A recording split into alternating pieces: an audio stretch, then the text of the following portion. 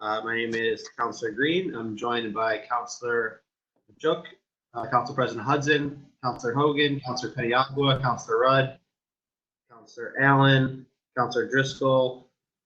I believe that's it right now, unless I'm missing anyone. So Commissioner Awald, I'll turn it over to you. Would you like to make a presentation on the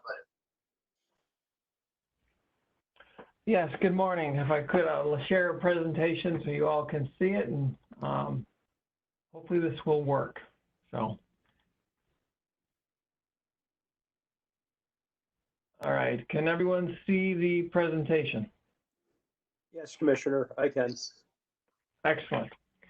So good morning. My name is Joseph Awald. I'm Commissioner of Water, and I'm a professional engineer licensed in New York with over 20 years of experience in the water industry. Joined with me is Deputy Commissioner John Walsh and our management analyst, Beth Smith.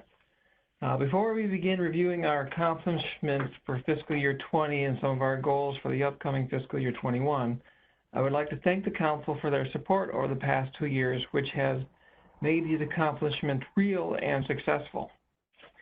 In preparing this presentation, we brought back the comments and concerns from the Council during our committee meeting last week regarding our 4% rate increase proposal. So I'd like to begin the discussion there. Our fiscal year 21 budget, to balance the budget, included a 4% rate increase. So looking at our budgets and our revenue and expenses, here's the current makeup of each of our revenues and expenses illustrated in the pie charts. As you can see, 94% of our revenue is based on consumption, and our revenue is dependent on the consumption swings. Our expenses have been able to be maintained at a certain level, but with the rising cost of items out of our control, such as materials, testing and monitoring, and the amounts of repairs we must perform, our expenses are increasing.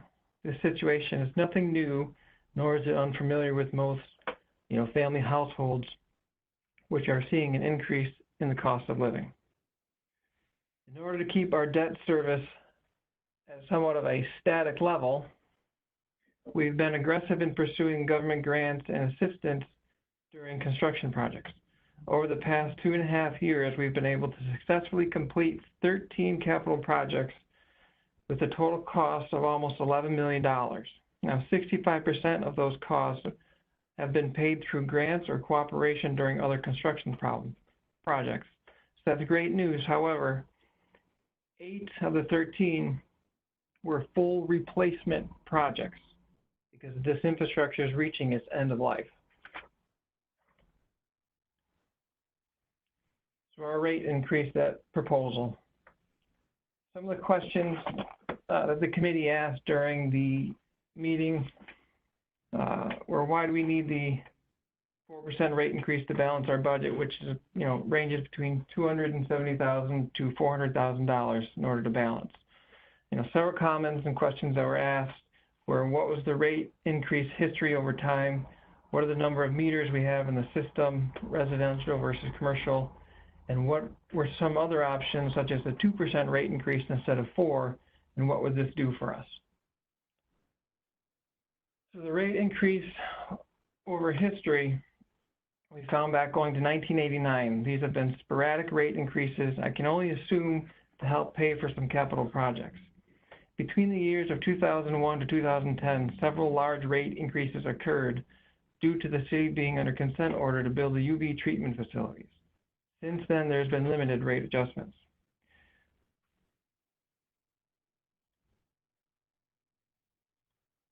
Now, we commissioned a rate study to be performed with policy and pricing objectives in mind. The highest priorities that we selected were rate affordability, revenue sufficiency, and capital cost recovery. And you can see the descriptions there of our highest priority objectives.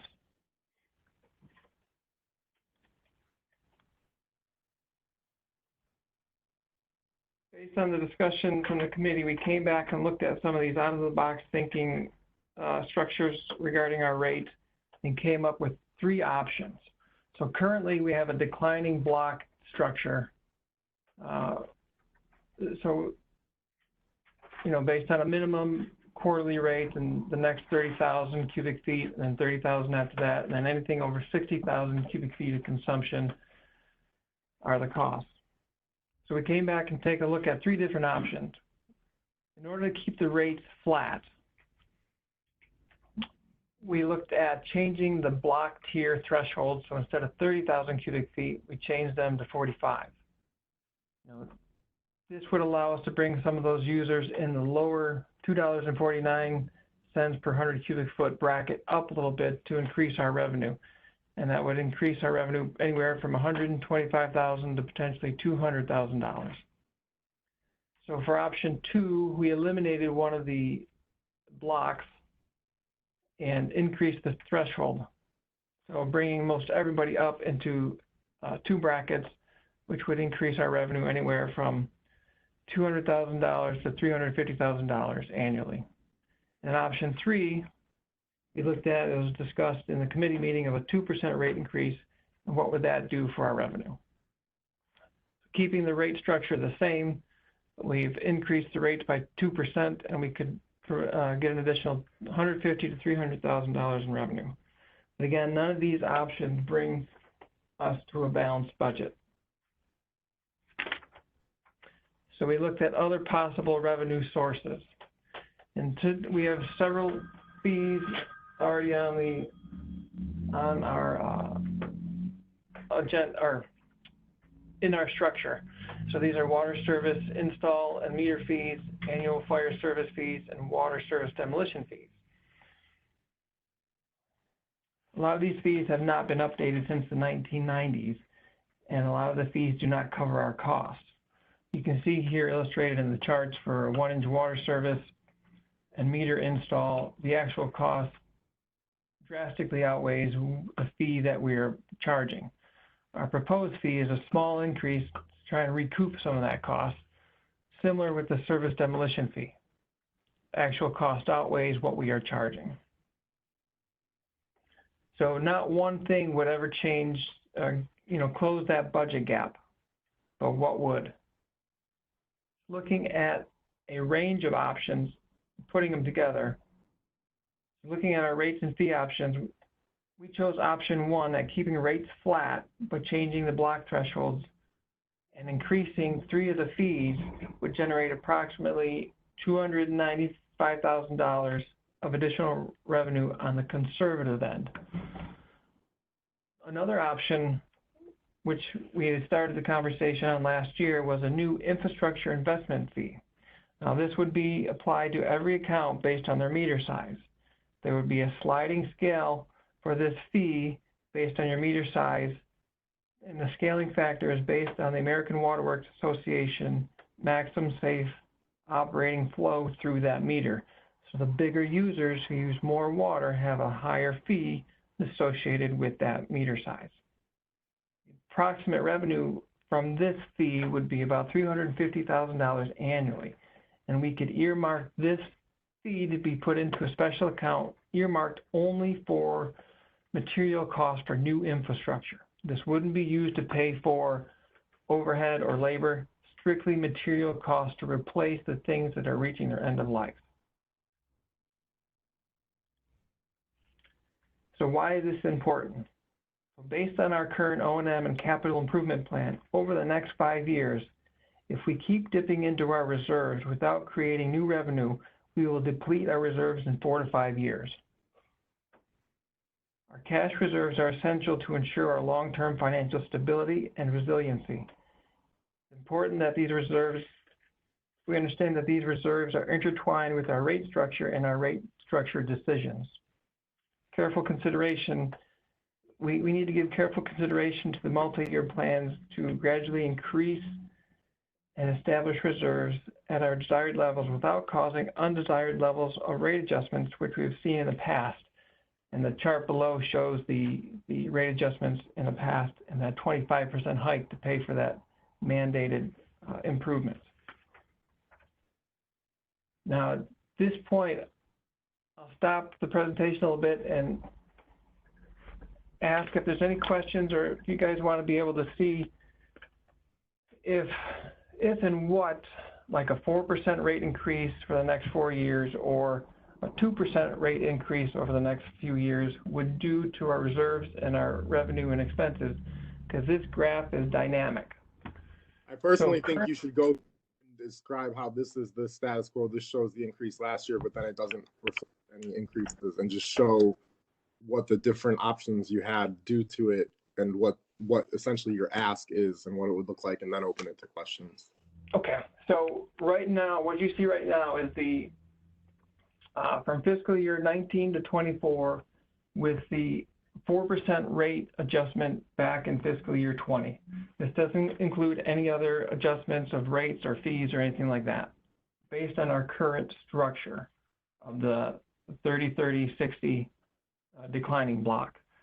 Now, if we were to increase over the next few years at a 2% rate increase on our current structure, you can see we don't go into the negative. However, we're not really adding to our reserves, and we keep depleting it year after year. Now, this rate model is based on our current structure, so if we increased our rates at 4% every year,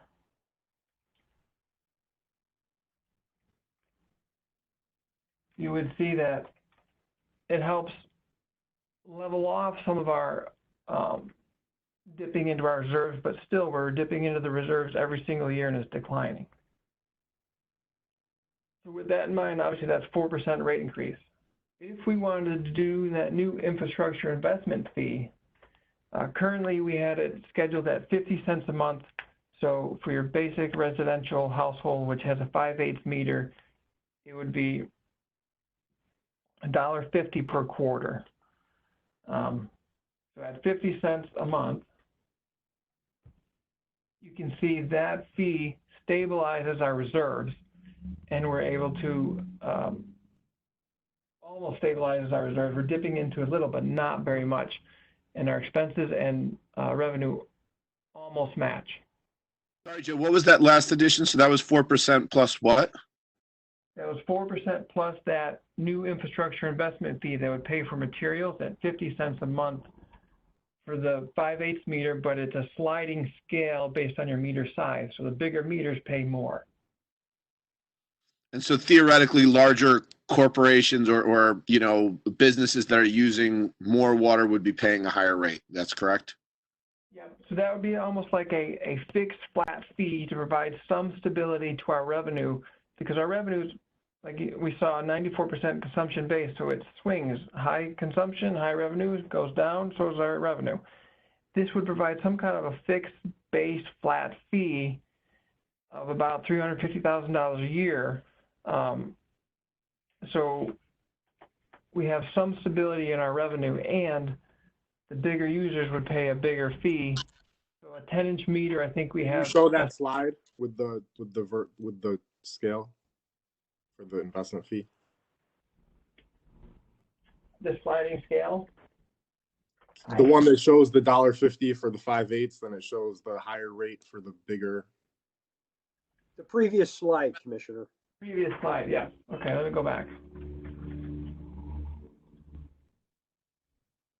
There it is. Yeah, on the bottom left. That one. So you got, for the 10-inch, anyone who has a 10-inch meter, they'd have an annual or a quarterly charge of $315. I think we only have a few of those in the system. The bulk of the meters in the system range, at 4 and 6 inches of the bigger users. The bulk of our accounts are residential compared to commercial.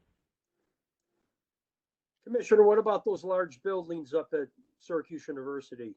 All those big halls and stuff. What do they average? What? I don't know what their consumption average is, but all of them are metered, and SU does pay their water bills. Well, I know that, but I mean, what kind of meter size would they average up there? Like say Whitman or one of those places. I don't know off the top of my hand, but I imagine they range in the 2 to 4 inch meter size based on the amount of people there.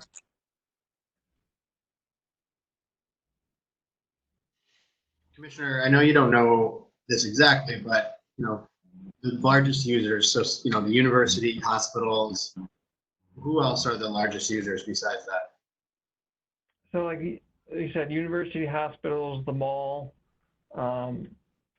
any other big industry water consumption users. I mean, we can get a list, but I think it might be helpful. So, I think, looking at the way our rate's structured, Councilor Rudd's brought up before, we should be marketing the fact that, we have relatively cheap water. And I think clearly our rate's structured in a way that if you're a high user, I think probably back in the day, we were trying to show a competitive advantage when we're competing with Scranton or whoever for manufacturing jobs, that we could say, hey, if you're going to be a big manufacturing company, we can provide you lots of water for cheap. And that's why we've got the scale set up this way. But now that that's not really what our economy is doing, the result is basically we're subsidizing nonprofits that are already not paying taxes for cheap water. And it does seem like something we should be looking at, I think. correct. I mean, this fee would start, changing that tide of those non-tax properties, paying into the system in some fashion other than just consumption. Because they start using water conservation to an extreme and do, some of these industries may be using water recycling, so they, recycle their used water and reuse it in the plant, their consumption is going to drop drastically. So what do we do then?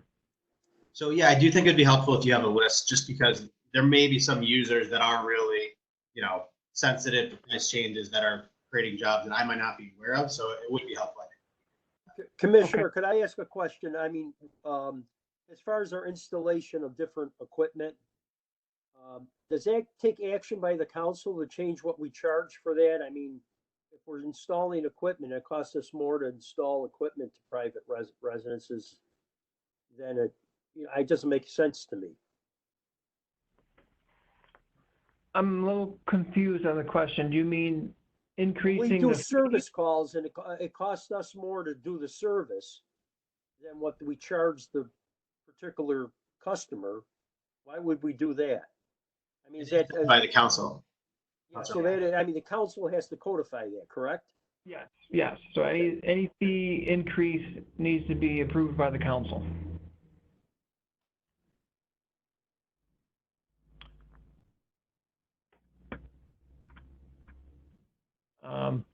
I feel like Any one other- of the things I was thinking from the presentation was it seemed at first like it was just a 4% rate hike, and we were going to do it in this traditional way. And it seems like Commissioner's kind of like presenting options, and there might be ways for us to hold most people harmless, or like the typical users we're worried about dealing with the bigger fee, but still make sure that the water department has the money to invest in their infrastructure.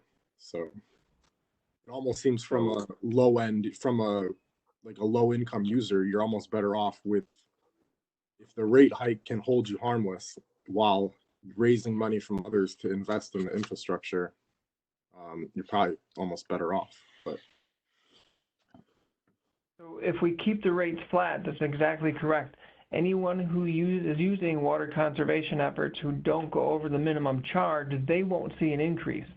So those typical water conservation users may be, like I know my grandparents, don't use a lot of water, so they wouldn't be affected by the tier threshold increases because their base rate would stay the same.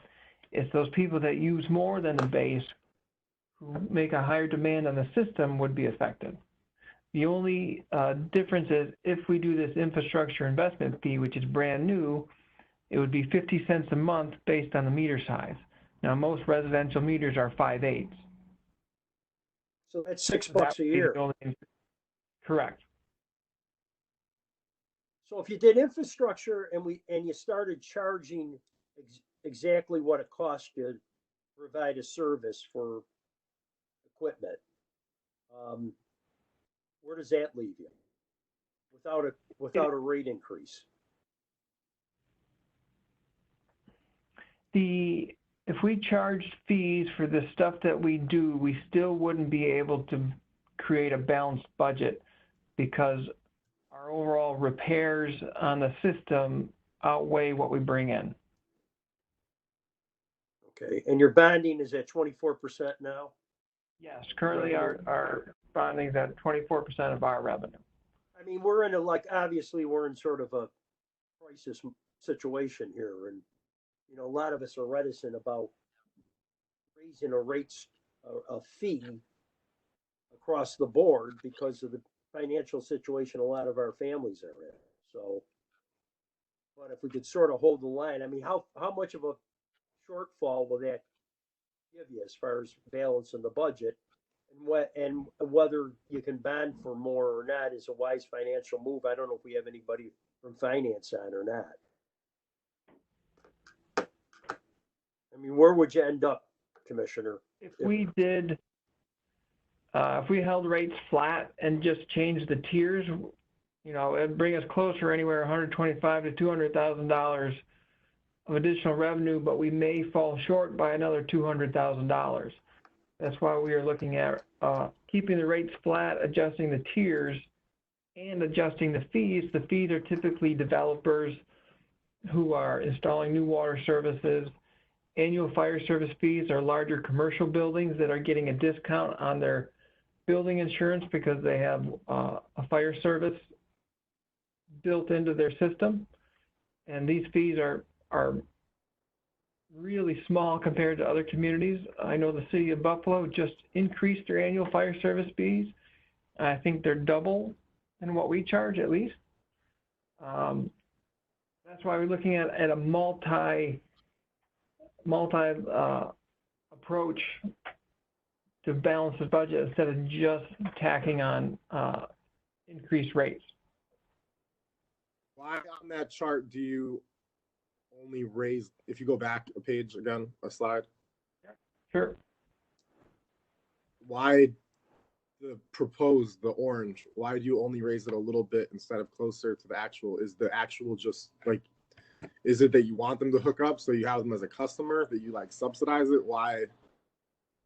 Right. So it's kind of a long-term plan. We get them to hook up, we can gain their consumption, which will provide the revenue. Where else would they go, Commissioner? I mean, we got sort of they're going to go to you anyways, right? Well, they could come to us, or, you know, I guess they could go to a different community type of thing. So I'd rather have them here. Financial inducement to come here. Right. But I mean, you're talking also you replace this stuff for them too, right? Is that so we only replace up to the curb line or the curb stop. Oh, so this is the initial developer's fee you're talking about. Yeah. Okay. And a lot of times developers, if they're buying up several lots, they'll demo the water services on those lots. So if they take 3 lots and make them into one, you know, we have to demolish 3 services. And doing that, we cut open the road 3 times. We have to repair the road 3 times. We have to, you know, plug the water main 3 times from the services. So those demolition fees is where if somebody's installing a new service bigger and they have to demolish the old one, you know, it's hard to charge them, you know, $10,000 to do a 1-inch service if they're demolishing 3 and installing 1. So it's kind of that business incentive approach.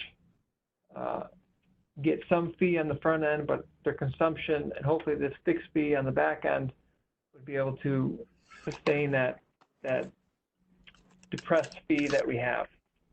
So can I just ask the question, Commissioner Awal, before you jump over? So when they're charged that fee, because, excuse me, I know at one point when they would do the bills and the construction, there was an account that they would put that money in. And if they didn't use it all, I think we refunded it back, but it was there to that fee for, like you said, the pipes, but it was also there to put the road back the way they found it. Do we still have that fund? I'm not sure if that's a specific line item in the budget, like a specific account. I know we have deposits for hydrant usage permits, that if they don't return the equipment, we can purchase new equipment. They have a, I think, $1,200 deposit on the fittings. They need to hook up the hydrant for usage. So But the fee that you charge, does that cover the road work as well? That fee does not cover our cost to repair the road as well. It's just a flat fee, and it's supposed to include everything, but it includes everything, but it doesn't cover our cost to do everything. They have to come up Commissioner, they have to come up with it all at once, or could they string it? Is there ability to string it out, or what?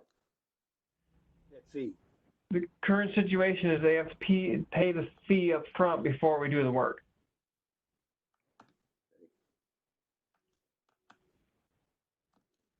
Commissioner, Do go ahead. you have a roundabout estimate before they do the work on how much it would actually cost to put the roads back up to where they should be? Yeah, it's all based on the averages of how big an excavation has to be. If it's a short service, meaning you have a short distance to go from the water main to the curb stop, or a long service, so being on the opposite side of the road, having to go all the way across the road to service that property, you know, those are all based on averages, but the fee still does not cover the cost, even if it was a shorter one. So we're incentivizing them, but we're actually doing a disservice to ourselves. In the short term, yes. Long term, if they can stay here and consume a lot of water, that'll be a benefit in the long term for us.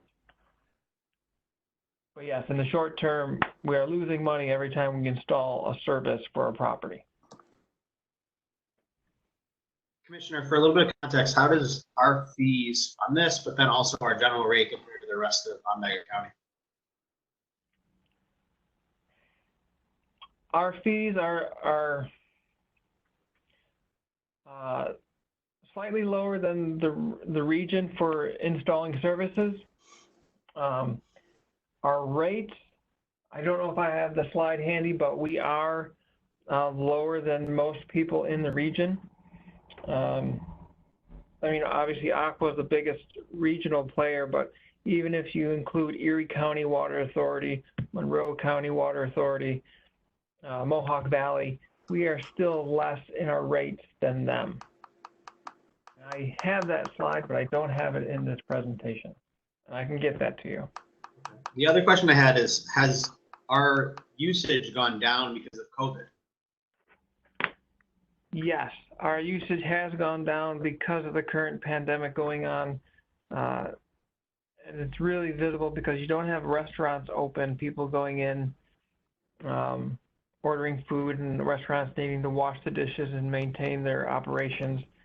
We don't have SU open. You know, we missed out on the month of March and March Madness and all of that consumption that typically occurs. So we are seeing a depressed consumption based on the current pandemic that's going on. See, Commissioner, with the large commercial developments, I'm thinking about those,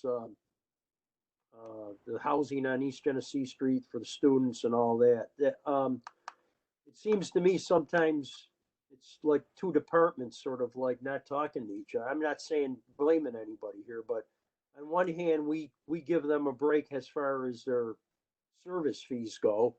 And then on the other hand, they go down and get a pilot agreement from CIDA sometimes. So it's sort of interesting. Just a comment. Understood. So I know the rates and the fees will probably take some additional discussion through committee meetings, but I wanted to present the information that, you know, we heard at the committee meeting, that we came back, looked at, and put some thought into it, and give the information back to you guys so you can be thinking about it over the next few weeks as we get into May. Well, Commissioner, I certainly appreciate it. This really brings to light some of the issues, and it was great. It was very educational. If I may, this is Rita Paniagua, Commissioner Paniagua. In the beginning of the presentation, you referred to the repairs of the infrastructure are for the systems that are reaching the end of life. What's the percent across the city of these infrastructures reaching in such dire conditions? Is it most of it, or? So based on the study we had done the other year, if I remember the number correctly, I believe like 70% of our infrastructure is reaching its end of life. And you can see in these photos on the screen what that looks like. And these are the things we tackle on a weekly basis.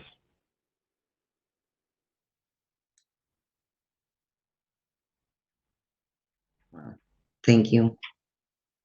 Any other questions on the rate and the fees?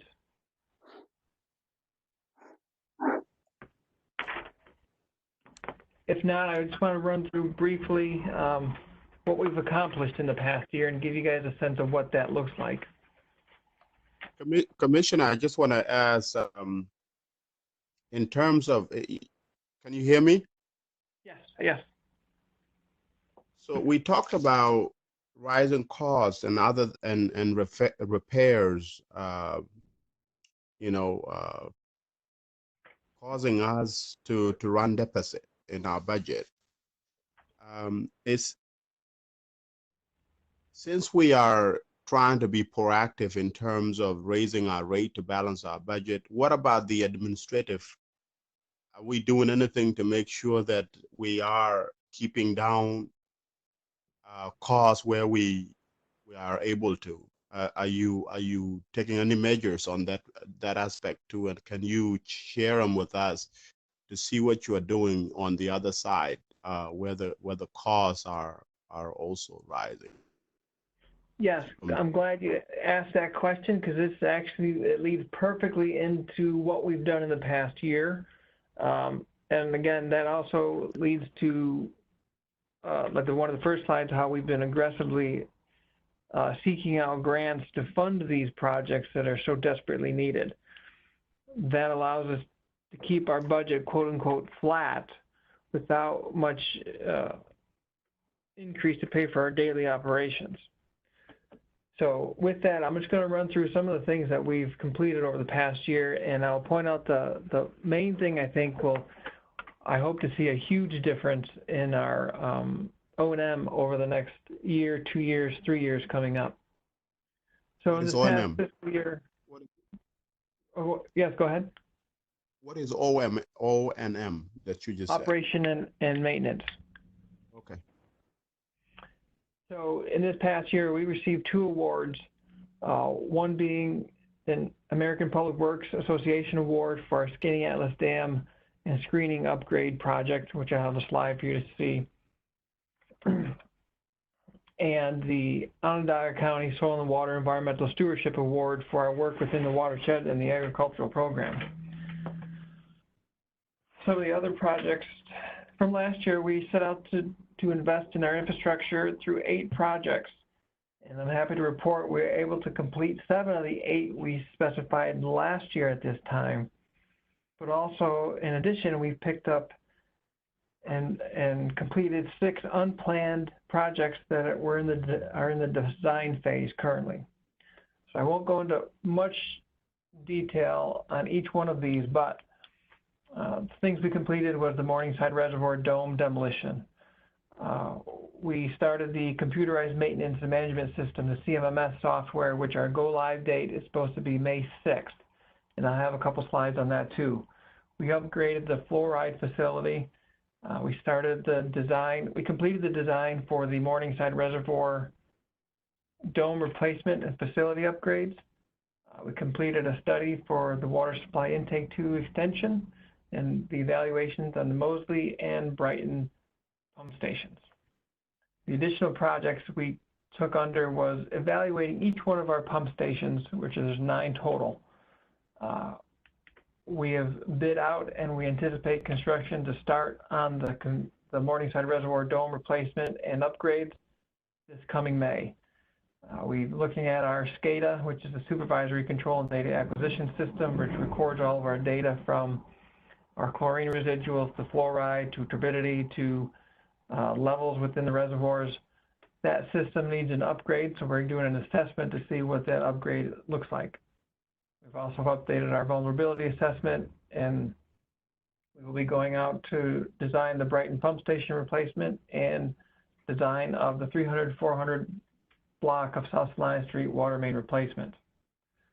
So in this past year, we've almost secured $3 million in grants for these projects.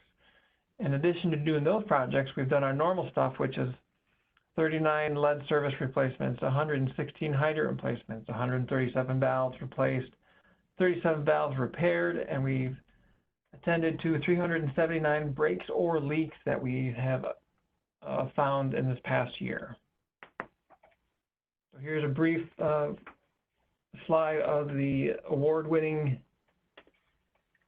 project at the Skinny Atlas Dam. We provided the new safety railings in front of the dam.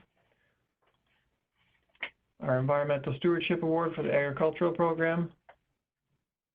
The Morningside Reservoir dome demolition, so the dome that collapsed due to the ice,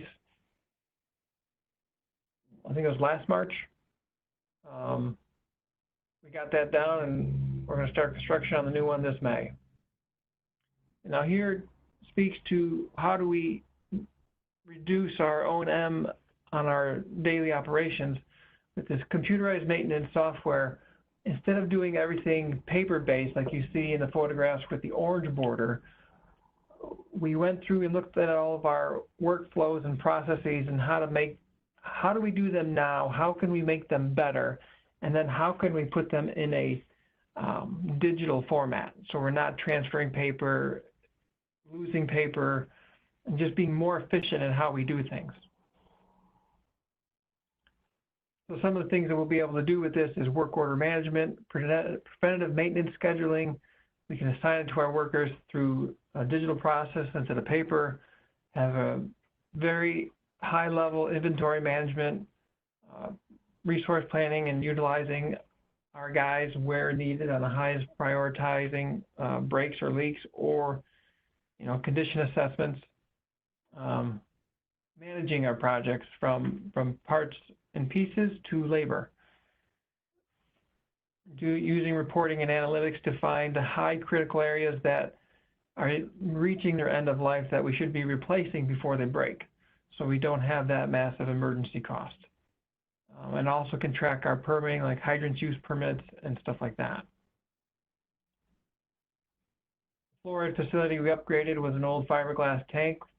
We created new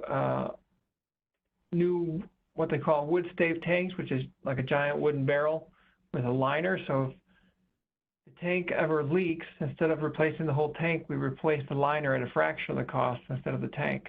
We also increased our water supply to the facility, along with eye wash stations for safety. We're going to be constructing the Morningside Reservoir dome replacement. That's a $2.7 million job, and we've been able to secure $2.1 million in grants. We did the study for the intake extension out at the lake. Again, pump station evaluations, and our typical routine maintenance of lead services, hydrants, valves, breaks, and leaks. As you can see, we have aging infrastructure. I'm not sure if you can see it through the presentation, but the photo on the right-hand side is a break that happened over on State Street, and on the pipe there's a date stamped into the pipe. It says 1894. So that's what we did in fiscal year 20, and this is what we're looking at for fiscal year 21. Designing the Brighton pump station replacement, designing the chlorine facility upgrades, design for a new Mosley pump station, and after the design is complete, we're anticipating Brighton pump station replacement construction starting the spring of 21. Now that one, we've already been able to obtain a $500,000 grant through Senator May's office. for construction. So once we get to that point, we'll have some additional funding for that project. Also coordinating with engineering, DPW, and the county's green infrastructure and New York State DOT on the Butternut Dig Once road reconstruction project and the Empire State Trail along Erie Boulevard. The Empire State Trail, the state will be replacing 50 of our substandard hydrants that don't meet current regulations. The Brighton Pump Station project is we're going to be replacing this pump station that is basically set in a hillside on Brighton Ave.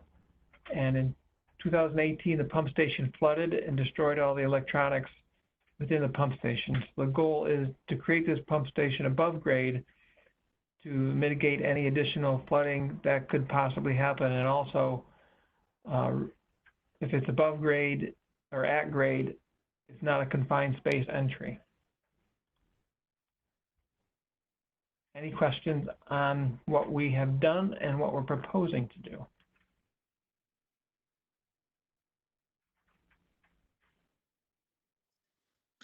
How much did you say the grant from Senator May's office was? $500,000.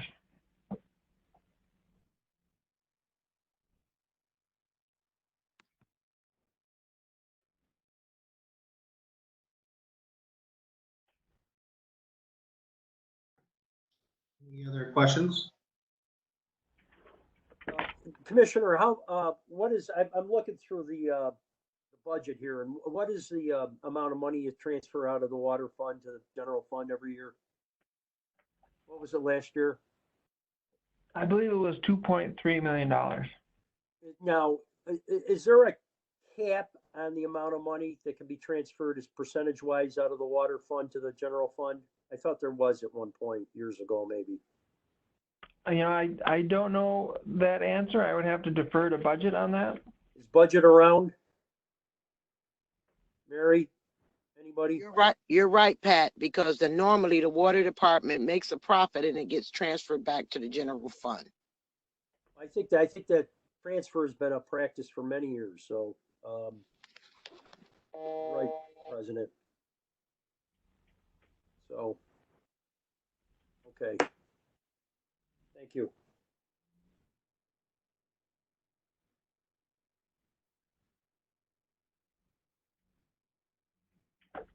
Any other questions?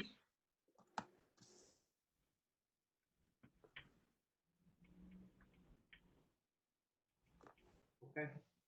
So, Commissioner, it's Charles, sorry. Go ahead, Bill. So with this maintenance, to be able to get us into it to a position where we are not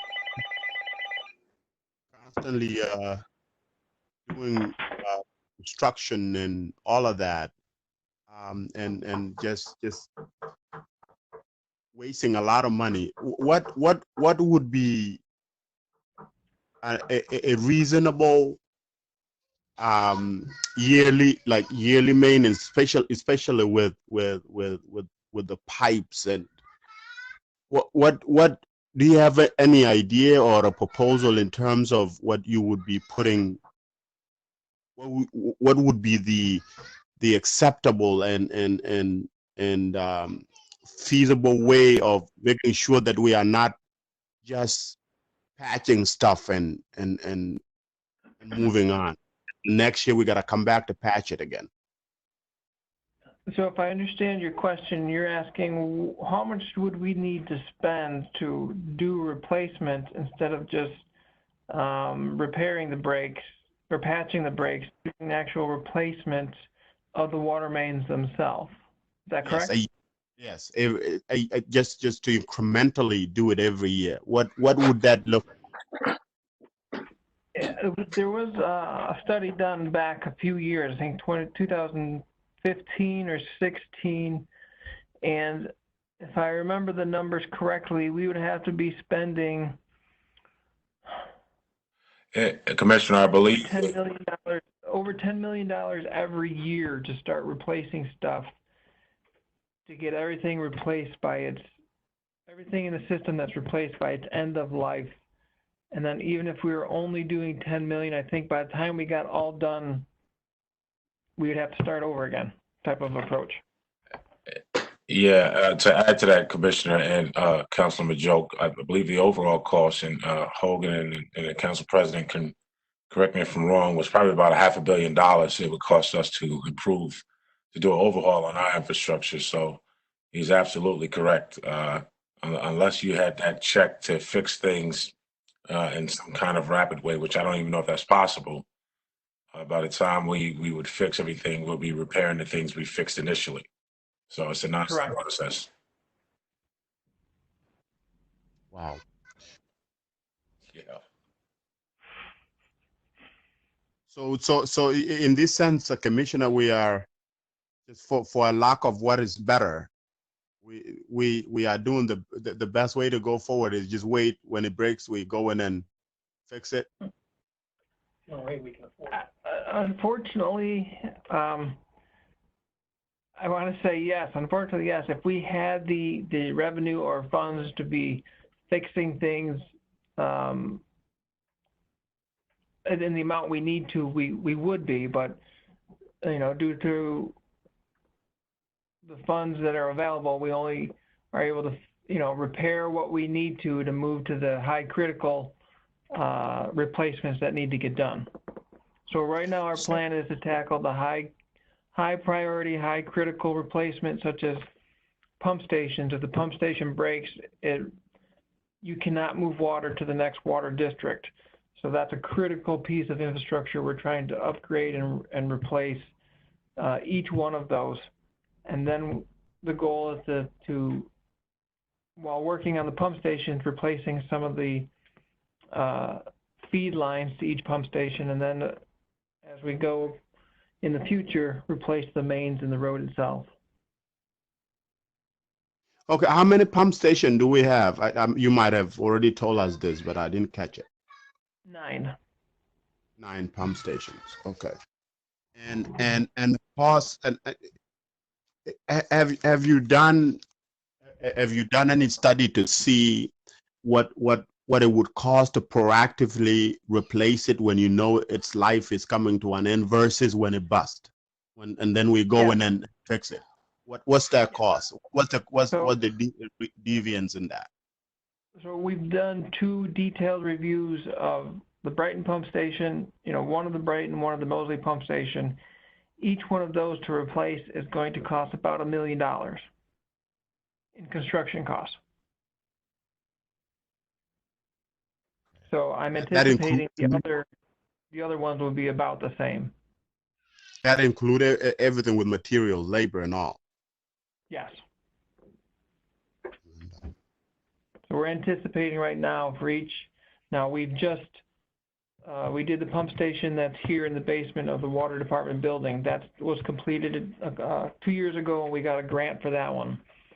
But we're anticipating in our capital plan replacing 1 pump station every year at about $1 million. And what's the lifetime once you replace it? What's the lifetime of it before you have to replace it?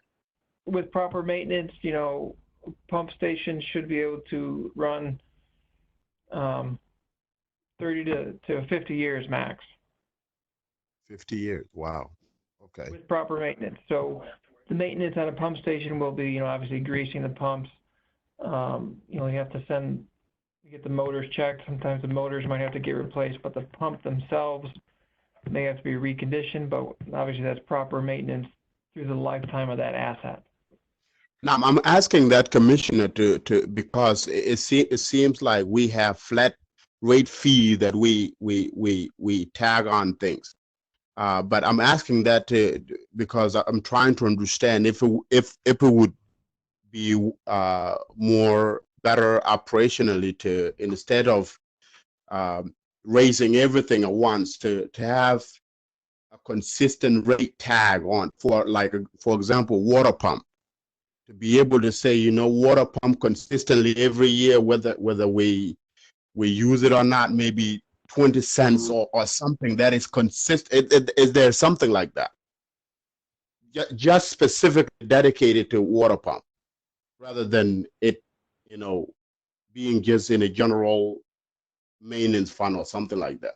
Something that we know that water pump are costly, rather than just looking for money to fix them when they break.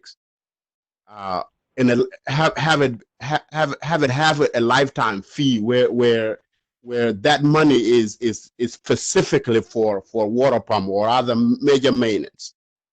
You know, rather than when it breaks, we are scrambling for money. So I think that's a great conversation to have, especially revolved around that infrastructure investment fee that would be dedicated strictly for materials.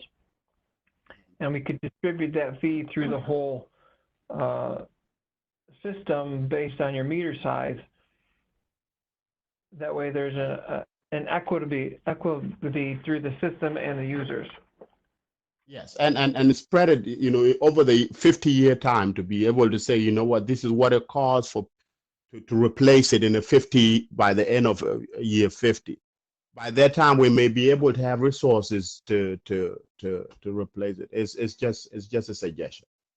Right, and that's where we would hopefully be able to start increasing our reserves to be able to draw on our reserves for some of these projects. We wouldn't have to raise, you know, hopefully at some point we won't have to raise rates to do these projects or fees. We could just pull on our reserves because we could dedicate, all right, this chunk of money is for this replacement project coming up, and we would pull it out and use our reserves and be done with it. Right, because we don't know when we have grants to be able to back us up, and like what I just heard from you, to have pump station. When a pump station breaks, you can't transfer those water to another. It's a waste of water, and so that's it for me. I'm all set.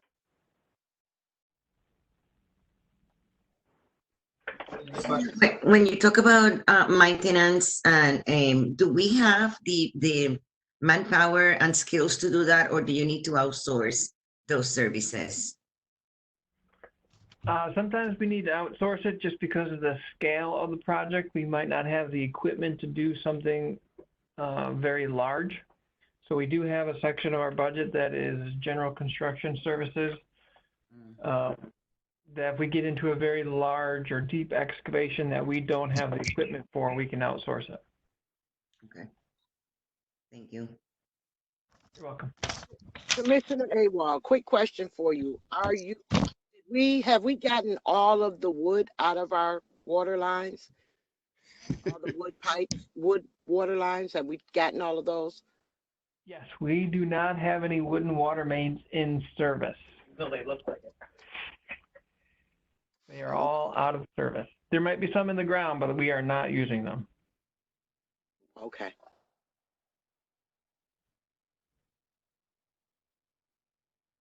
Well, if there's no other questions, thank you for your time. On the data, can you follow up with that slide that has the 5/8 inch where you say most are residential? Can you just add the detail of how many customers fit in each tier? Yes. And similar for the option to adjust not the rate but the steps, whatever they are, the thresholds.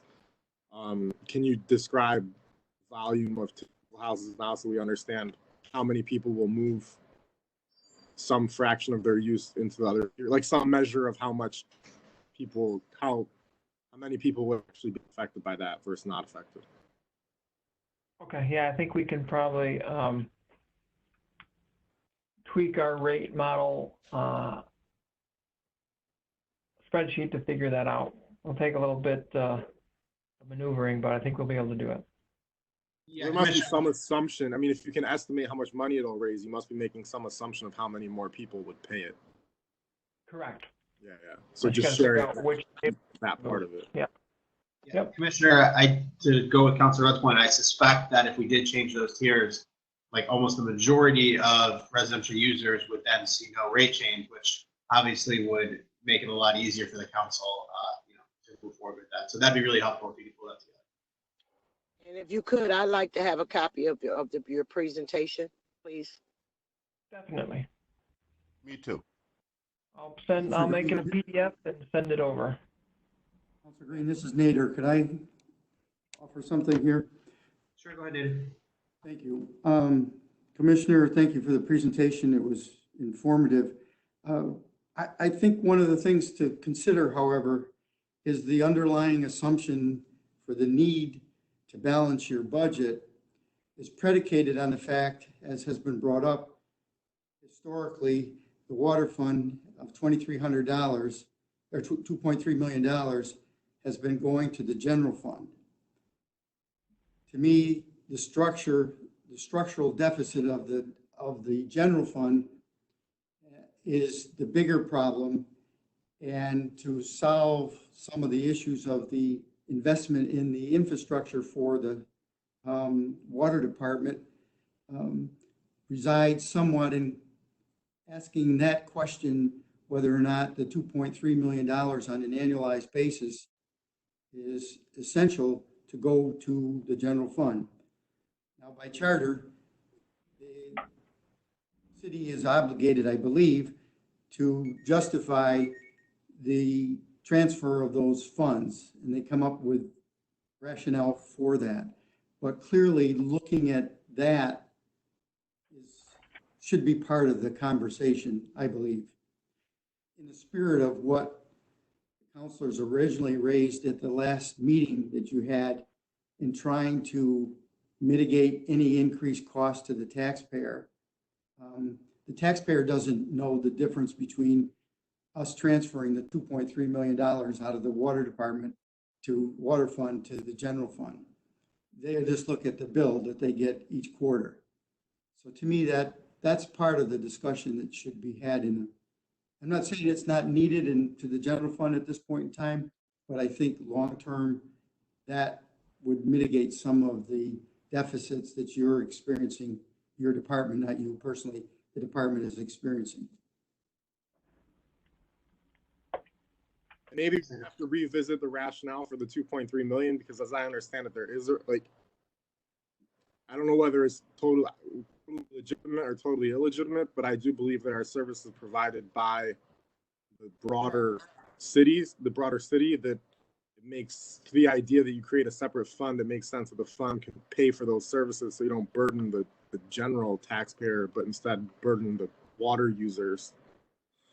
So I think the principle has a rationale, whether it's the appropriate number or not. I mean, maybe we provide more than $2 million of services, but that's the question, I guess. Exactly. All right, we are coming up against time. So, I mean, Commissioner, I think for the next step, we'll probably do a follow-up committee meeting, I think, where between now and then we can kind of nail down some of these ideas and then discuss kind of the path forward more. So I'll be in touch to schedule that work. Sounds good. Thank you. Okay. So I guess we will wait till 10 o'clock, and then Councilor Allen, I guess it'll be you, right? Doing the land bank hearing. Yes, so we have 1 minute. Not slides or screen sharing, but I did email the council a memo 2 days ago, and then I also emailed this morning our annual report from March that we didn't get to present in March. Okay.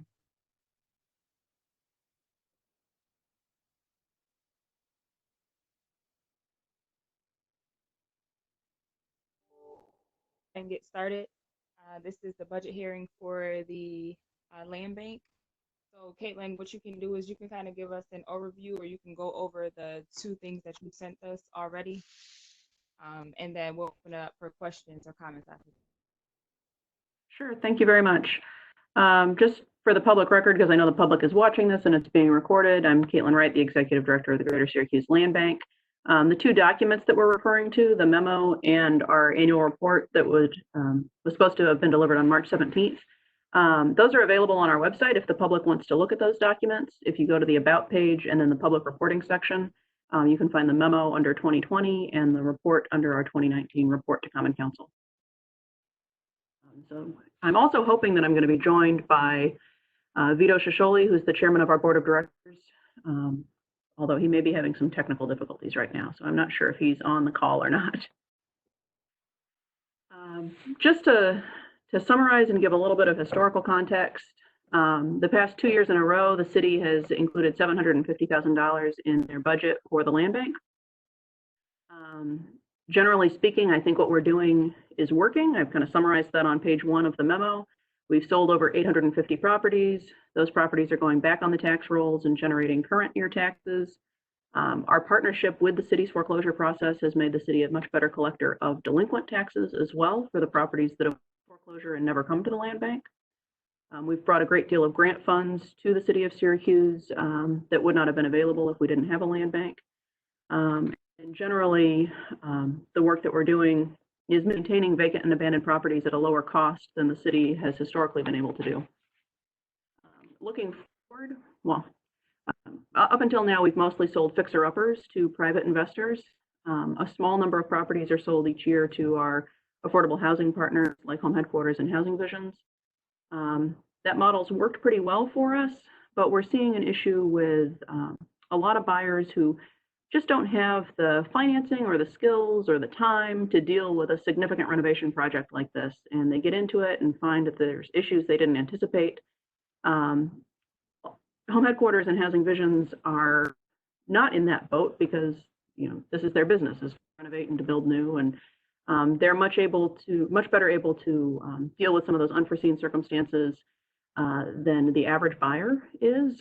And basically, we're getting the feeling that we should be putting some more move-in ready housing stock on the market. The fixer-uppers are great for those that have the skills, but we're running into a lot of potential buyers and interested buyers that would prefer to have something move-in ready. And so we would like to figure out a way to partner with those existing affordable housing agencies to put more of that kind of product on the market. And we've been talking for the past couple months about the Resurgent Neighborhoods Initiative, which we think is a way to do that. The mayor's office has been talking about building 200 new housing units. Some would be owner occupied, some would be rental. And where we fit into that picture is doing pre-development work. So we get the city's foreclosed properties, we map them, we find opportunities to combine lots to make buildable lots, and we do some demolition work on the front end to clear out housing stock that has lead paint, asbestos issues with sewer and water infrastructure. You know, a lot of the homes that we get have fire damage or water damage. And by clearing out those derelict properties, we are removing something that's really a negative force on surrounding home values, and then also making the way for building sites for Home Headquarters and other developers like them to come in and build new construction that's, you know, definitely much safer and healthier for Syracuse families, but also improves surrounding property values and grows our tax base here locally. So we're looking for ways to support projects like the Resurgent Neighborhoods Initiative. And we've, in just the past couple of months, done 15 re-subdivisions to create buildable lots. And we're looking for demolition funding as well. So we did ask the mayor's office to increase our funding. Like I said, the last 2 years, we've gotten $750,000 from the city to prepare for RNI, the Resurgent Neighborhoods Initiative. We anticipated that we would need to do even more demolitions in the coming year. And so we asked them to increase our funding to $1 million. I think we're all philosophically on the same page that we want to see this pre-development work happen so that we can do more new construction. But obviously, with the coronavirus severely impacting state and local budgets, I understand why they made the decision to cut us to $500,000. We have been able to secure some grant funding from a mortgage settlement obtained by the Attorney General's office. We got less than we would have hoped for this year. They recently awarded us $660,000. Most of that will be used to help subsidize new construction projects that are being undertaken by Home Headquarters. But $285,000 of that we'll be able to use for demolitions. That sounds like a lot of money, but that'll do 11 houses. It's really not that significant. We anticipate that we need to find a way to fund 28 demolitions for the first round of RNI. So we're going to continue to figure out other funding sources we can use for that. I know that we do have a fund balance that some of the counselors have asked about. At the end of 2019, we had about $2.8 million in unrestricted cash on hand. Each year we run a deficit and we draw down a little bit on that fund balance. And we projected when we adopted our most recent budget that if things continued at the current trajectory, we would use up that fund balance by the end of 2022. Honestly, since the vast majority of our operating revenue each year comes from sales, we're not able to show any houses right now. I'm expecting coronavirus to have a significant impact on our sales revenue this year. I would expect that fund balance to shrink by at least a third by the end of this calendar year. That said, that's why we have it. That's why we have a rainy day fund, is for when unexpected things like this happen. Do you normally take in annually from your sales? Last year we brought in 1.5 million in sales. The year before that it was only $1 million. But we've taken some steps to increase our sales volume. We've hired a second salesperson, and at the council's urging, we significantly increased the number of properties that we have listed at any given time. So last year we did 1.5. I'm optimistic that we could have done that in 2020 as well, although everything's very unpredictable right now because we're not sure how long this is going to last, that we won't be able to show houses. Caitlin, would you attribute that extra 0.5 million? I mean, that's a rather large, being that it was a 50% increase from the year before. Would you attribute that strictly to those factors that you just mentioned, the additional salesperson and the greater availability of the listings, or what would you contribute it to? I think really it was a factor of getting better quality properties in from the city's foreclosures, because we didn't add the second salesperson until late in the year in 2019. So I don't think that was necessarily driving it. But we did start working aggressively on increasing the number of listings in the spring of 2019. So increasing the number of listings and getting better quality properties from the city's foreclosure pipeline, I think, drove that.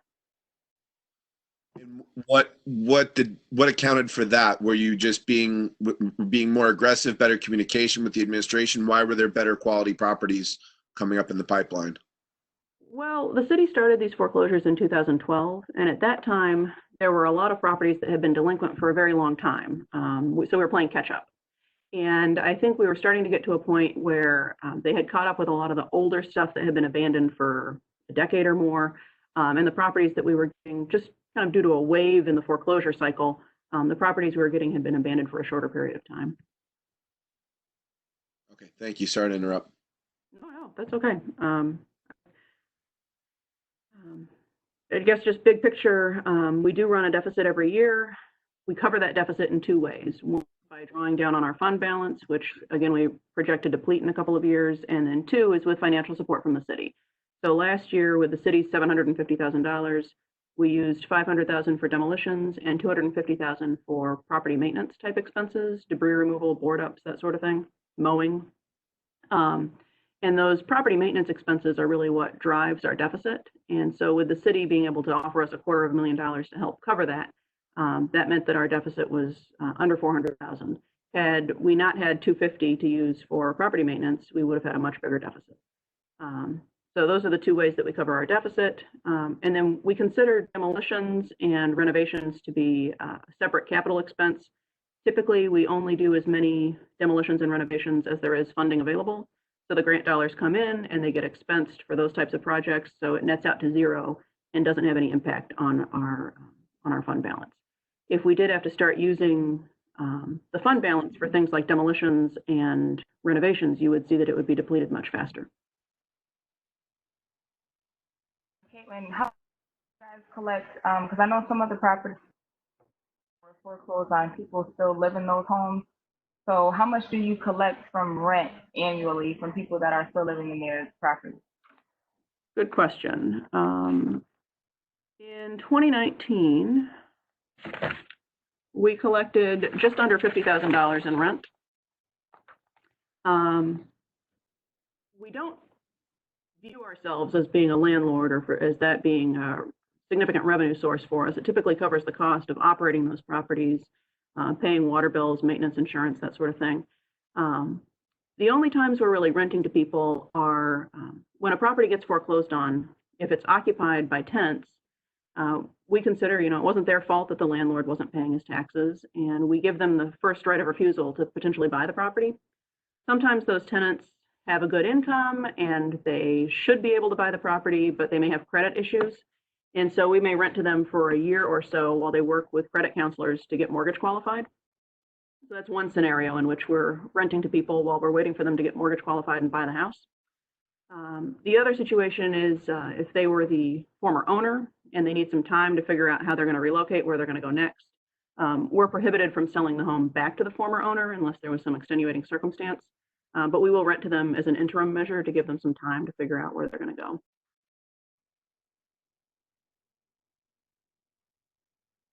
Okay, thank you.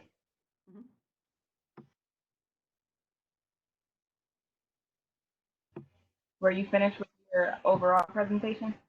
Yeah, that pretty much sums up that we are, extremely reliant on the city's financial support. And we obviously have a lot of work to do when it comes to demolishing blighted properties and doing that pre-development work, like I said, for preparing the way for infill construction. We were anticipating that we were going to get $250,000 in this year from the county.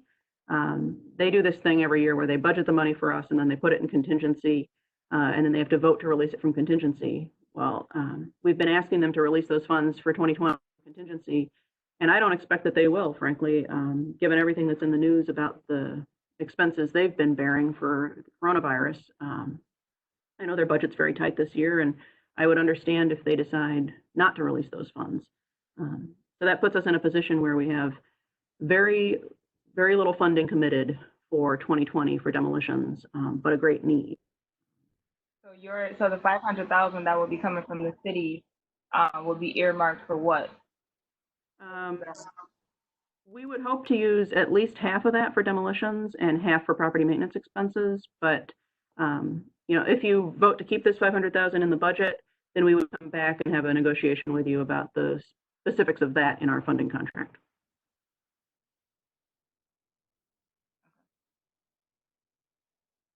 We could potentially use more of it for demolitions and less for maintenance. I mean, that's all kind of up in the air at this point. How many demos did you guys have on your list for the infill construction project? We were hoping 28 this year to support the infill project. How much would 28 demos cost? I should have had that answer. Hang on.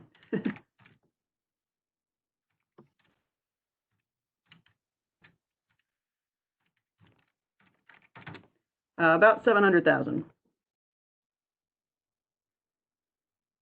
We did, like I said, we did get some money from the mortgage settlement funds from the Attorney General's office that'll help us pay for 11 of those. But that's 28 that we want to go out and do deliberately to, from a planning perspective, create these sites. There are others that come up every year that are emergencies that have to be addressed that won't necessarily overlap with our R&I plans. We generally have 20 to 40 of those urgent cases every year. So the money that you have for the 11, that would be included in the 28, or that's an additional for the 28? Well, I would say we should plan on needing to do at least 48 this year, and we have money for 11. We have a little bit of leftover funding from, because our fiscal year doesn't overlap with the city's fiscal year perfectly. So we have a little bit of funding from our current contract with the city, our 1920 contract, that we're spending down. So we will have done about 10 demolitions, I believe, this spring using our 1920 dollars from the city. Okay.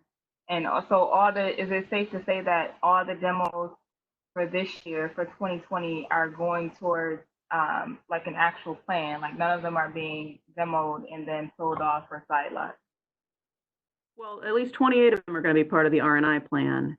And then some demos just become emergencies because of collapsed foundations or fires. We have 20 to 40 of those every year, and we don't necessarily control where those are going to be located. Ideally, we can take that crisis and turn it into an opportunity if it's on a buildable lot or if we can merge it with a buildable lot next door. That's our objective, is to, whenever we have to clear a site, turn it into a construction site if possible. Right. Sometimes that means we have to amend our earlier plans. All right, so I'll open it up for questions from my colleagues. questions or comments, suggestions? Is there an update on the headquarters? And I would just add my comment ahead of time, which is for a walk. I often walk down South Ave and I go to Eastman at South Ave. I said it last year. I'll say it again. I think that is like the perfect location for the land bank. The old furniture place. You could have a retail shop right there on South Ave on the ground floor. You could have your offices on the second floor.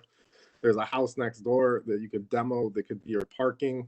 There's 2 other land bank houses on Eastman right there that you could like prioritize for redevelopment. There's like, and then you're in the area where your assets are.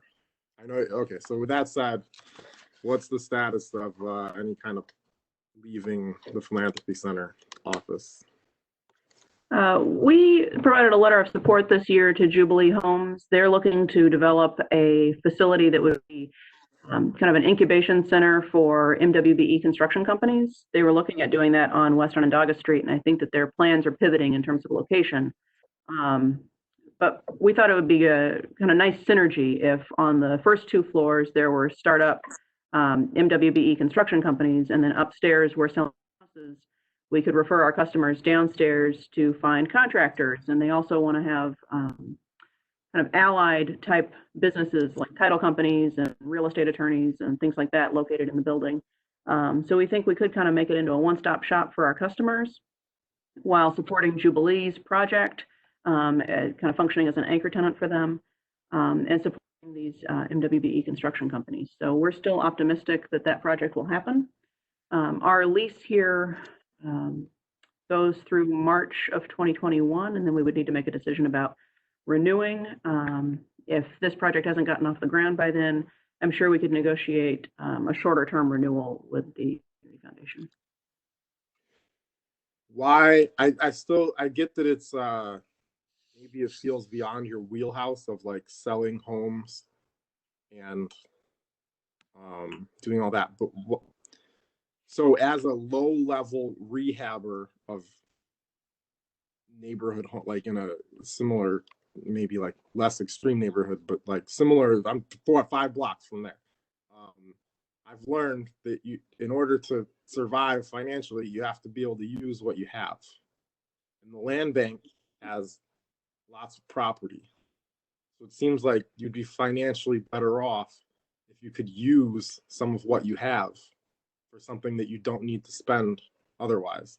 So if you can move into something you own and fix it and own it, and you don't pay rent to somebody else who's not in the land bank, and it lowers your like operating costs, which like helps you in the long run. You might even be able to have an asset that gave you some income because you own the building or the lot or whatever it is. Like all of a sudden you're a player in the neighborhood where you hold assets, so you could hold down, you could lift up, hold down, lift up, same context meaning, right? Neighborhood. And right now that doesn't happen in the Philanthropy Center, and I'm not sure it would really happen in Walt Dixie's development, although I'm sure he would love to have you as a tenant.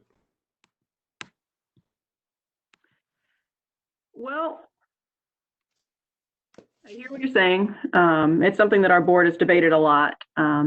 They think there's value to having us downtown, located where government offices are, because we do have a lot of meetings with city and county departments. But it's something that we should definitely consider. I think you're making some really good points.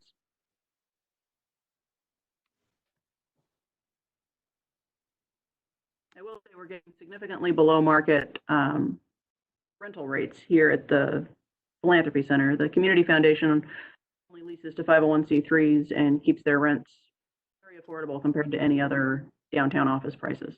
What's the monthly rent? I think we're paying about $2,400 a month in rent. That comes out to less than $12 a square foot. $2,400 a month. What does that justify in terms of like a mortgage, right? Like you have a rainy day fund, so you could probably secure finance. So you could probably a loan from somebody to rehab a building at Eastman and South Ave. You could probably put $200,000 into it. You're still going to have way lower than $2,400. Even counting all the auxiliary costs, I think. That's just.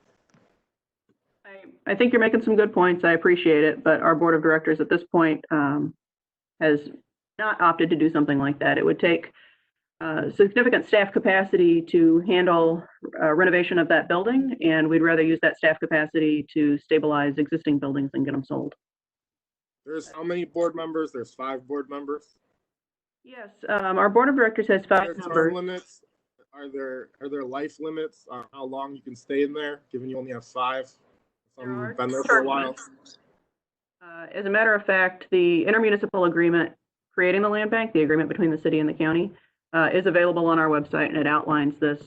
There are term limits. Board members can only serve up to 2 consecutive full 3-year terms.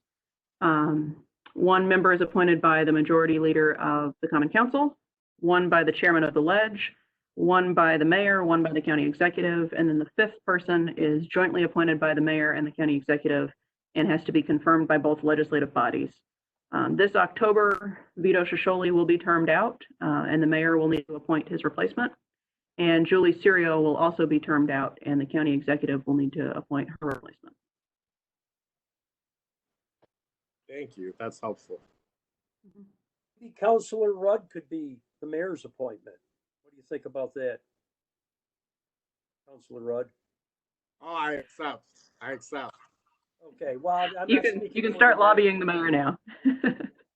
That probably won't happen.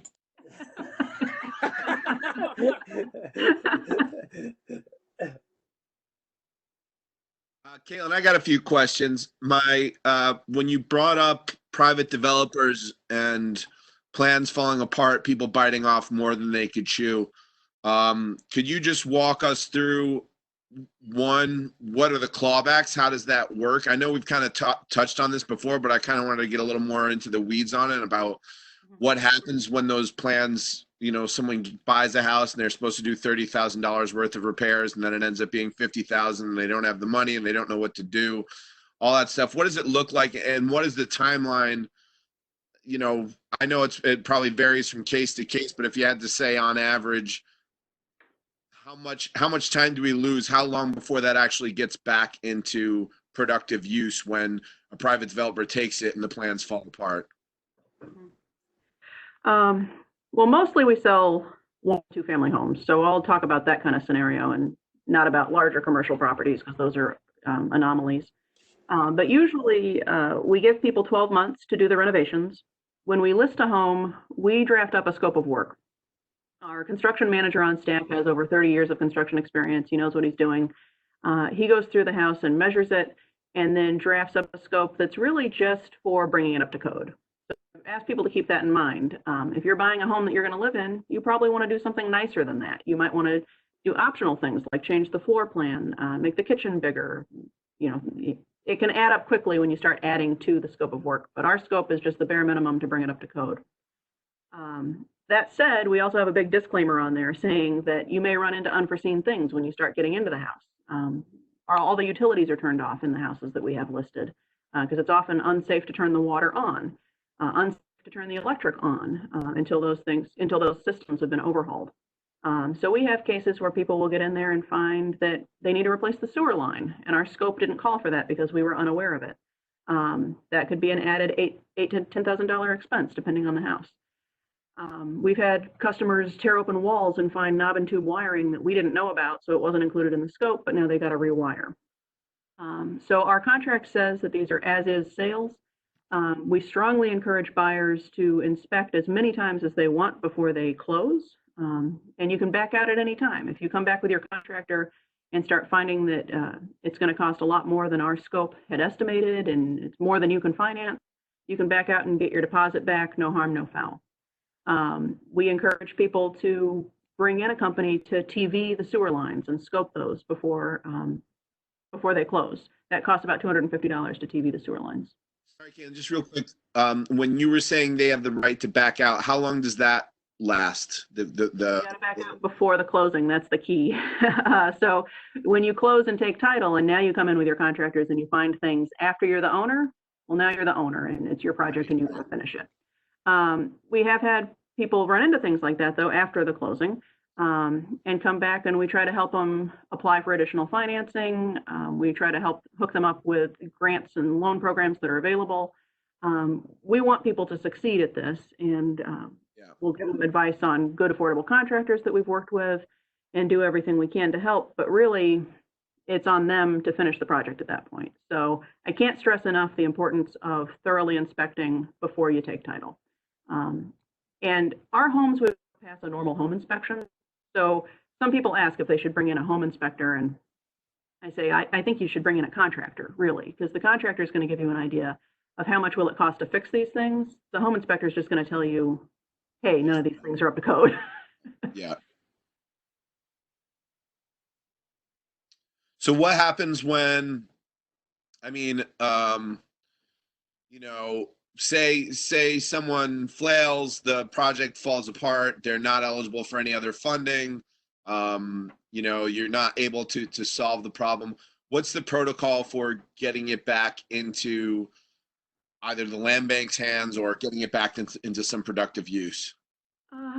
Well, we will give people extensions. They get 12 months, but we will give them extensions depending on the nature of what's caused the delay. We may be able to waive the extension fees. We started charging fees about a year ago because there were a lot of people who just weren't taking the deadline seriously.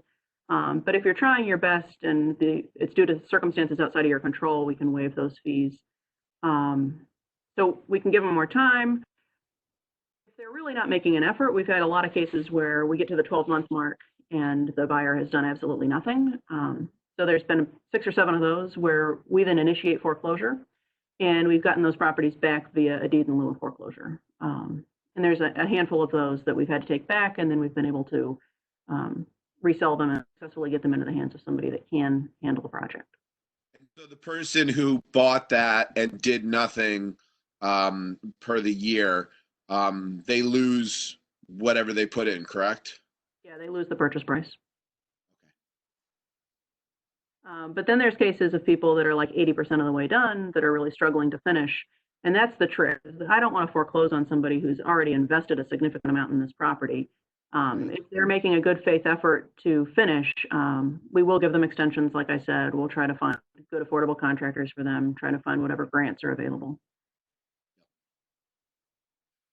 Okay, so my second question is, so the reduction in your funding, you didn't seem to, well, I know this is always an awkward one, but you didn't seem to bucket the concept or project, you know, doom due to the reduction. Are you relatively resigned to the reduction in funding? I'd rather we not have our funding reduced. I anticipated that as a response. But I don't really see any alternative. I know a lot of departments are taking cuts this year, and it's going to be a bad year for everybody. Like I said, that's why we have a rainy day fund, is because, you know, things like this happen from time to time. Yep. I just wanted to get into that a little bit, but yeah, that makes sense. Okay, that's my questions. Thanks, Councilor Allen. All right, thank you. Any other questions or comments? No? Question I had a year ago related to cluster development. You've got these clusters where there's almost a perception of the low value in the neighborhood makes all your assets valueless, but because I think you're such a large holder of property in some of those areas, it almost seems like they have more value because you could fix a critical mass of them. So how, and I know you've thought about that a bit in ways, so how are doing that moving forward? Many of those clusters incorporated into the Resurgent Neighborhood Initiative plans that Neighborhood and Business Development has been developing. And so we have a lot of those clusters flagged for R&I now. And then there's other blocks that have clusters but are not included in R&I. And in those cases, I've asked our sales staff to start putting together sheets on those clusters. So there'd be a one-pager saying, you know, for example, the 300 block of West Pleasant, we have, you know, 4 or 5 properties, summarize the properties that are available, and offer them as bundles for private investors to rehab a large number at one time. And so they were, you know, putting the word out in the real estate investment community that we do have bundles available. And those are listed on our website as well.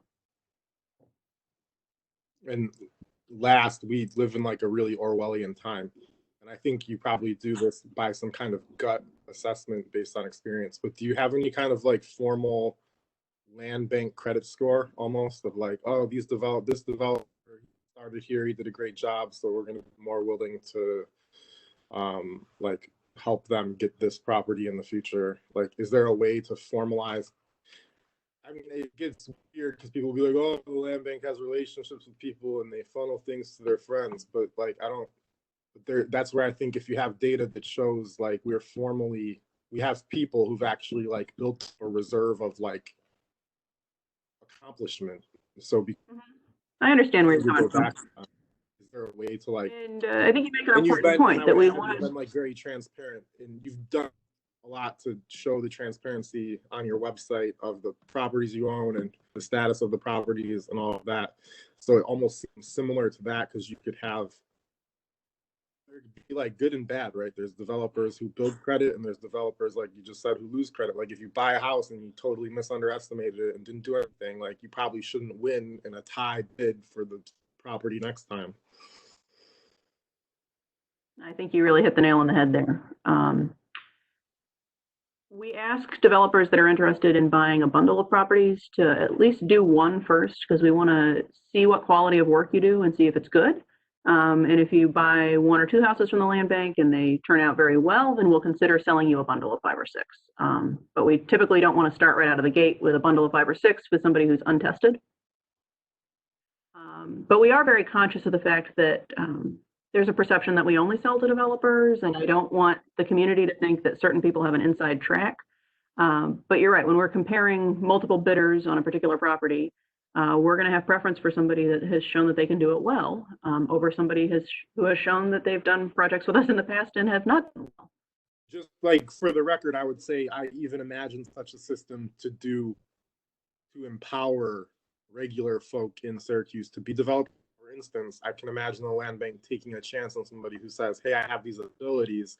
I want to buy the $8,000 rand on because I think I can handle fixing it. And then I want to demonstrate that I did. And I assume that the land bank organization could probably provide some type of like validation to that person if they did it well, a very low scale project, but it might even help them secure financing from banks in the future to have that record of like support and a relationship of success with you.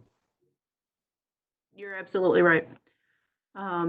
Regardless, though, if we're going to sell one property or if we're going to sell a bundle of 5 properties, we want to see when the applicant comes in and submits their purchase offer that they have enough financing secured to cover the purchase and all the renovations.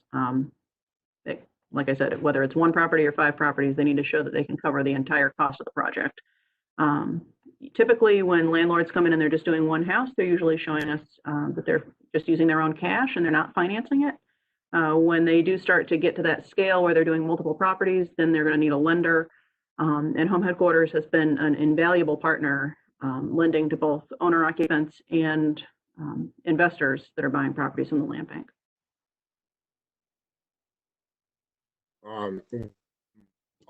Different, but maybe it would fit with your move toward Eastman and South Ave. But the land bank currently sells, I think you have a contract with somebody to go in and pilfer from houses that are going to be demoed to salvage material. And I think the entity leaves the region. So it seems like to some extent, the region as a whole sort of historic value. We don't have like that type of salvage. The salvage stuff isn't going to the local place where local people can put it back in local homes. It's going to more national stuff, as I understand it. So are there options? Is there any, is that like in your opinion, or is that, it's using what it has. That's one of the things you have. And it could be a regional asset instead of just like maybe a tiny bump in revenue. I mean, I think it almost might be short-sighted to get the little bit of money from them, but I understand the ease of that money. So anyways, can you just comment on that? Yeah, we do salvage as much as possible from these homes before they're demolished. I hate to see things like that go to the landfill. You can't recreate some of these original banisters and trims and doors and sinks and light fixtures and things like that.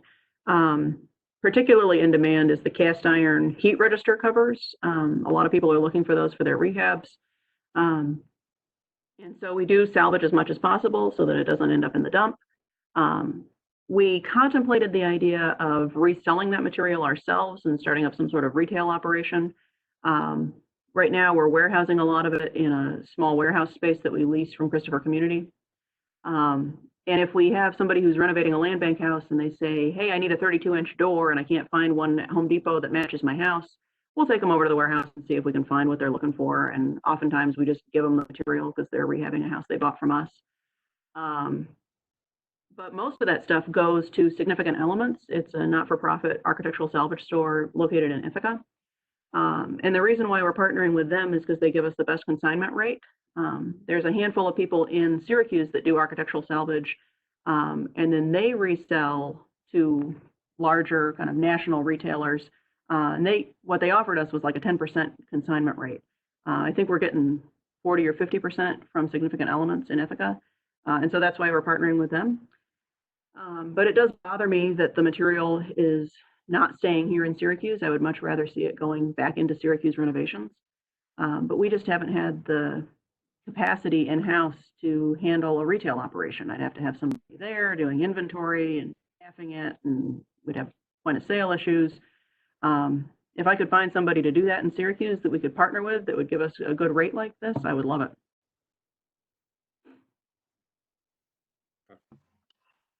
All right.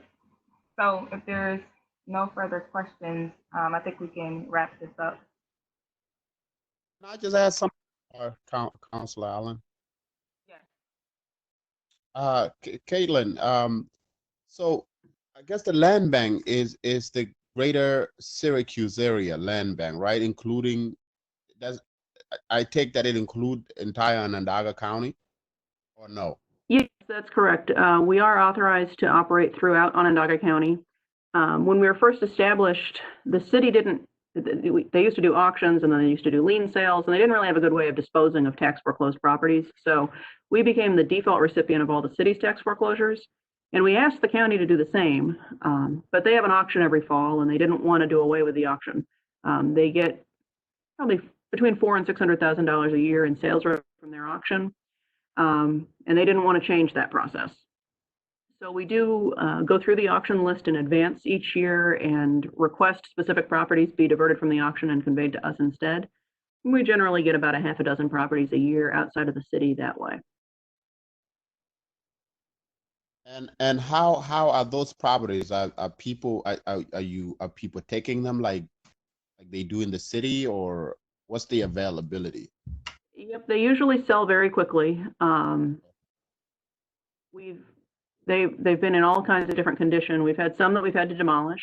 The county has given us some grant funds over the years that we've been able to use for those demolitions. But usually they sell very quickly, and we will list it for sale or upper, just like we do with our homes in the city, and then the buyer is responsible to come in and complete the renovations. There have been 2 in the village of Baldwinsville that we've gone ahead and renovated ourselves because we thought that it would make financial sense to be able to sell it move-in ready. We'd get more revenue that way.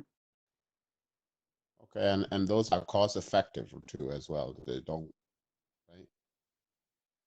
Yeah, generally speaking, those properties are generating more revenue than they are expense.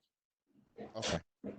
The land bank renovated a house in Baldwinsville for move-in ready. Yeah, because we were able to do it without subsidy and break even. In the city, when we've crunched the numbers, anytime we've wanted to do that, we've needed subsidy. There's one house at 113 Burn Place that we did actually apply to the city for home subsidy to do that. And so hopefully we'll be finishing that house and putting it on the market soon, although a lot of the construction is on hold because of the coronavirus. But when it requires subsidy like that, now we have to sell it as an income restricted house, which is good. It's putting affordable housing on the market. We've historically not tried to do that sort of thing in the city because we don't want to compete with home headquarters and the other organizations that routinely apply for home funds. That's really kind of their wheelhouse. So I'm fine with you not competing with them. That's good.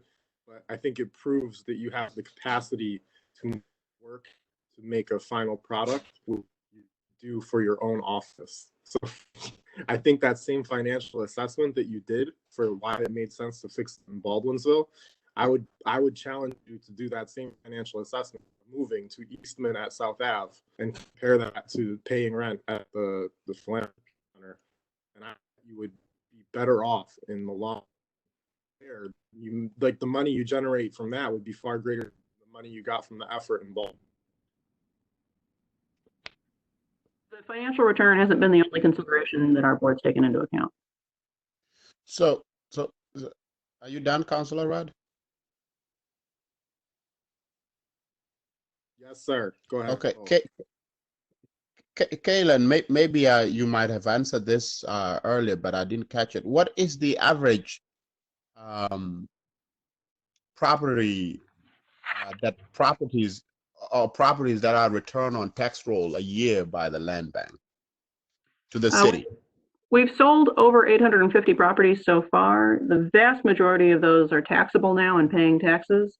That generates about $1.4 million a year in property taxes, but that's city and county. If you look at just the city and school revenue generated, it's just about $700,000 a year in property taxes that are being generated by properties that we've sold. And I wouldn't want to ignore the fact that we're partnering with the city's foreclosure process has enabled them to be a much better collector of delinquent taxes as well. So there's properties that never even come to us that are now paying because the city's threatened them with foreclosure. Since the land bank was established, that's been almost $20 million in collections that are above historic levels. 700,000. Okay. All right, Councilor Allen, that's it for me.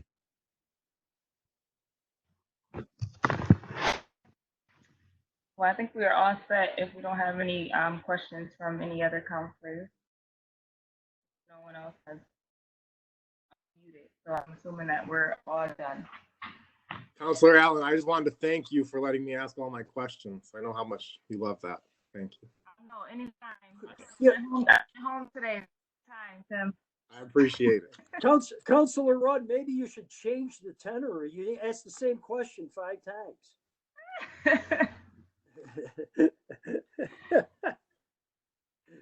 You guys take it easy. Caitlin, and thank you. Appreciate it. Thank you very much. All right. Have a good day.